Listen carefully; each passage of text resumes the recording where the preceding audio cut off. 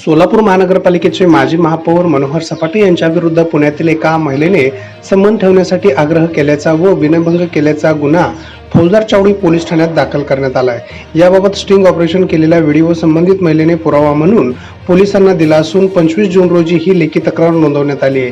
पीडित महिलेने 17 व 24 जून रोजी यांनी विनयभंग केल्याचे यामध्ये म्हटले आहे। सपाटे यांच्या शिवपार्वती लॉजमध्ये ही घटना घडल्याचे फिर्यादीत नमूद करण्यात आले। दरम्यान सदरील महिला ही पुण्याची असल्याची माहिती पुढे येत असून ती आपल्या कोर्ट कामासाठी सोलापुरात आली असल्याचे सांगण्यात येत आहे। ती आपल्या जवळपास 3 ते 4 दिवस सपाटे यांच्या शिवपार्वती लॉजवर मुक्कामी होत्या। या दरम्यान सपाटे यांनी मध्यरात्री 1च्या सुमारास त्या महिलेच्या खोलीत घुसून जबरदस्ती केल्याचा गंभीर आरोप त्या महिलेने केलाय। या घटनेचा अधिक तपास सहाय्यक पोलीस निरीक्षक पाटील हे करीत आहेत।